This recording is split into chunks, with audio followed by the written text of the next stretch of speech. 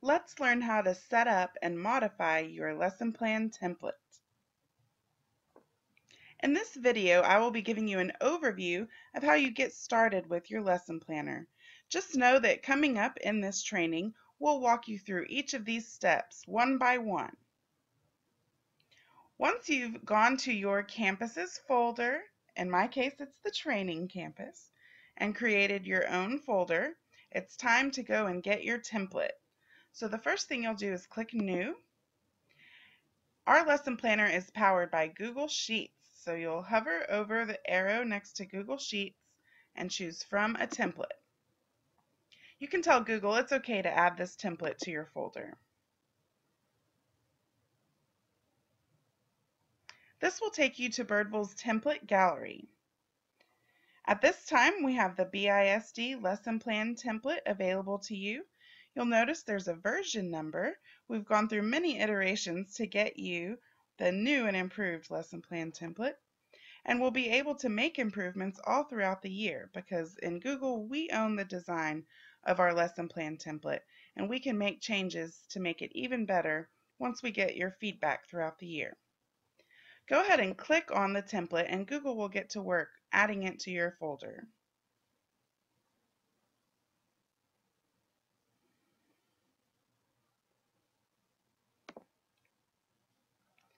The first thing you want to do when you get your own copy of the template is to change its name. We'll use this naming scheme to help keep you organized and also to help any administrators who need to come in and view lesson plans find what they need quickly. You will be able to plan for an entire 6 weeks worth of lessons, no matter how many subjects you teach, all within one file. So you can say this one is for your first 6 weeks. We recommend leaving the version number so that as we release updates, you'll always know which version you used when you copied your template.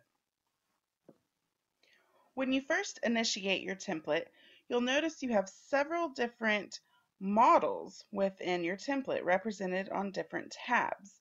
Before we go any further, I want you to get to know what's available on each of these tabs because you'll be deciding which tabs you need and which order would you like them, and you can even rename your tabs.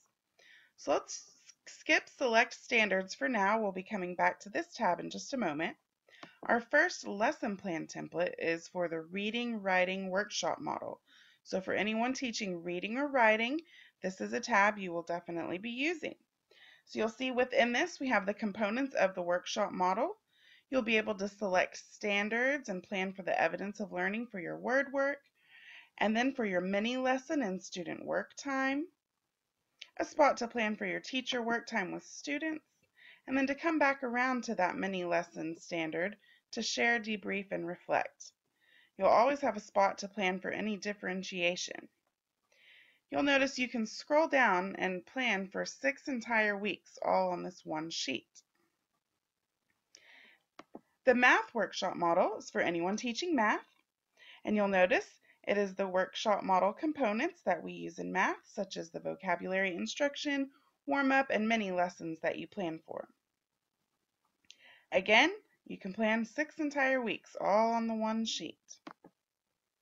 In science, we use the 5E model, so your template includes all 5 of your E's, spots to plan for your standards, and any differentiation that you need to think about in your planning. The social studies workshop model accounts for the workshop model within the social studies context, so again, you'll have a spot to plan for every component you need. We've provided an additional template for those who do not teach the 4 core subject areas that's more generic so that you can think about the different categories you might want to include along the left, and you can modify and add rows to your template. At the moment, it's got a spot for you to plan your lesson procedures just like our district template had in our previous program. So now you'll think about your teaching assignment the upcoming year and give yourself a tab to plan for the different things that you need. This could look a myriad of ways depending on your teaching day. So for a self-contained elementary teacher, for example, You might want to duplicate the Reading Writing Workshop tab so that you have a spot for planning reading and another spot for planning writing.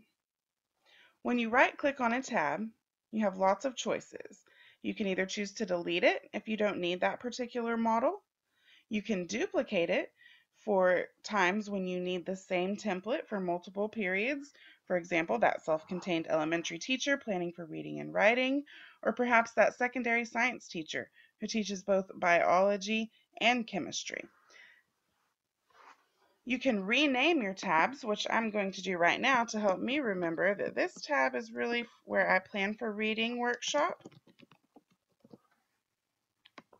And this tab, while it's the same template, this is where I will be planning for my writing workshop.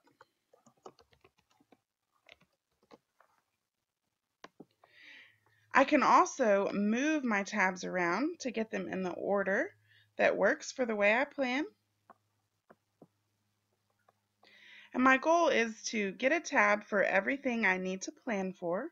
Sometimes I might deliver a certain lesson several times throughout the day if I have 3 periods of biology, for example.